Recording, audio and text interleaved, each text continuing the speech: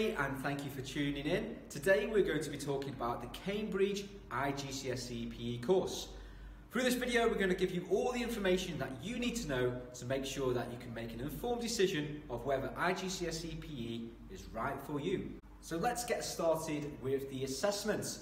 So the IGCSE PE course for Cambridge is split into two components, one of them being theory, the other one being practical. We'll talk about both of those in more detail through this video, but what that means for you is that if you take this course, you'll get an additional 3 lessons added onto your timetable for PE. We're going to start with the practical components. Generally, I get most questions from students and parents before the course starts on this element. Ultimately, students will need to submit 4 sports.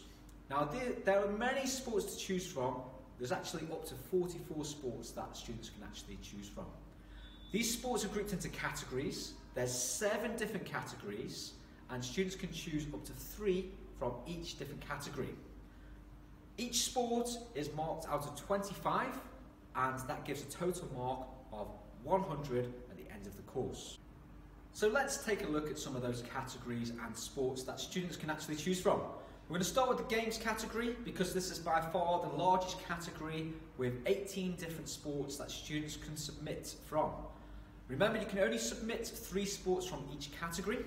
So let's take a look at some of these sports. You can choose from football, badminton, baseball rounders or softball, basketball, cricket, golf, handball, hockey, lacrosse, netball, rugby union or rugby league. You can choose squash. You can get assessed in table tennis, tennis and volleyball. And that concludes all of the sports from the games category.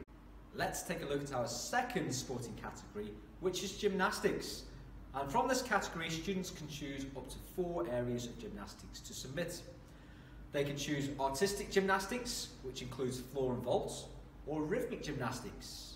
Students can enter for individual figure skating and also be assessed at trampolining. Our next category area is dance, and students can only submit 1 dance, and they would need to choreograph and perform a routine of around about 2 minutes long. Students would also need to be able to show specific skills such as body form, fluency and use of space, and they can also choose the genre which they can perform to. The 4th category area is athletics, and in athletics category you have up to 5 different sports to choose from. The first one being cross-country running, the second one being cycling. Students can also be assessed in rowing and sculling if they have access to those areas. Students can be assessed in track and field, and for track and field athletics, students need to be assessed in at least 1 track event and a throw and a jump. And also for athletics, the direct scores and times and distances are related to the results of that particular area.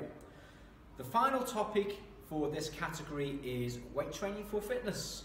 We move on to our 5th category area, which is outdoor and adventurous activities. And here you have 10 different sports that you can choose from. You can choose to be assessed in canoeing, hill walking or orienteering, horse riding, mountain biking, rock climbing, sailing, skiing or snowboarding, and finally windsurfing.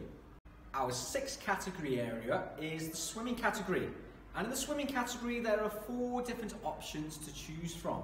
The first one being competitive swimming, and this is very similar to the athletics category, whereas the actual scores for this sport are partly due to the times recorded in the pool. Students need to swim 50 meters in either front crawl, breaststroke or backstroke, and they need to be able to swim 2 of those strokes. The second area that students can assess in this category is life-saving or personal survival. They can choose one of those 2. And the final area for this category is water polo. Our final category for the sports is combat category. Our students can choose from 2 areas here. Number 1 being judo and the second taekwondo. Now move on to our theory side. This is also worth 50%, and we need to cover 4 units across the 2 years. The first one, Unit 1, is Anatomy and Physiology. The second one, Health, Fitness and Training. The third one, Unit 3, Skill Acquisition and Psychology.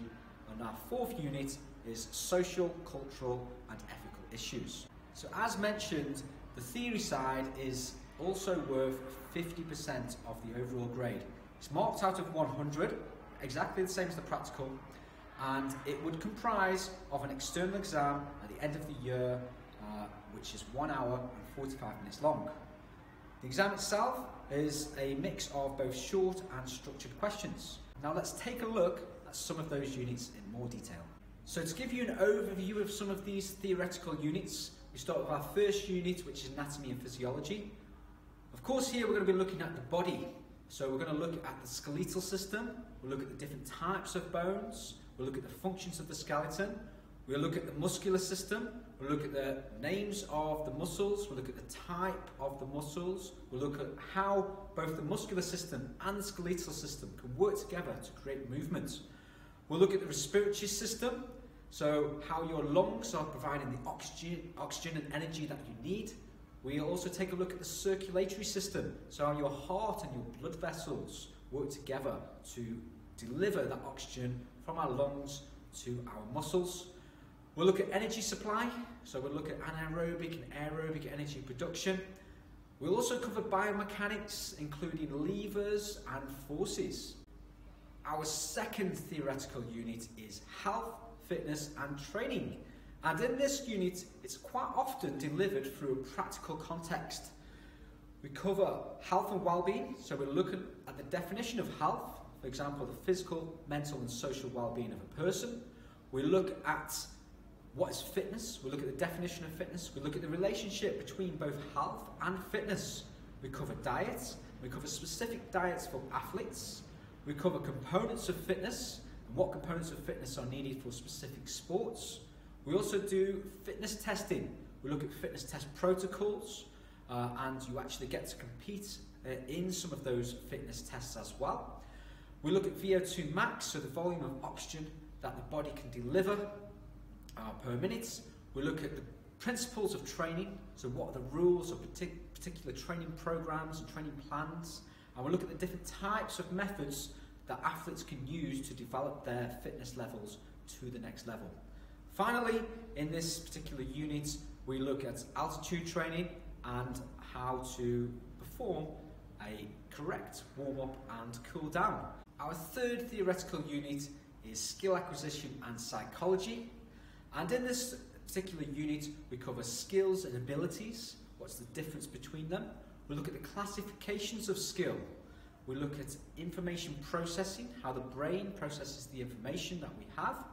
We look at feedback and also guidance. We look at goal setting and motivation.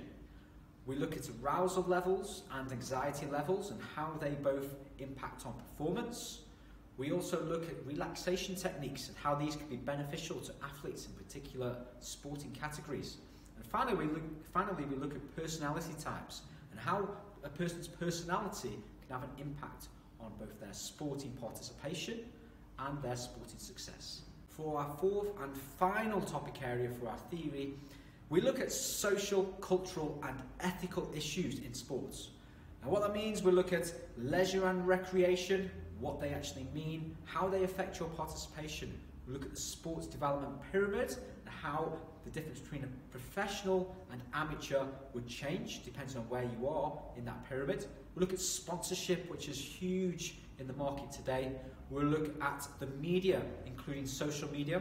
We'll look at global events such as the Olympic Games. We look at technology in sport and how that's had a big influence on both participation and entertainment. We'll look at performance-enhancing drugs and what athletes have used these and got caught and what the effects of these drugs are. We'll look at risk assessment in sport. And finally, we cover sporting injuries. I quite often get asked, why should I take an IGCSE PE course? What's it going to do for me? What is the benefit?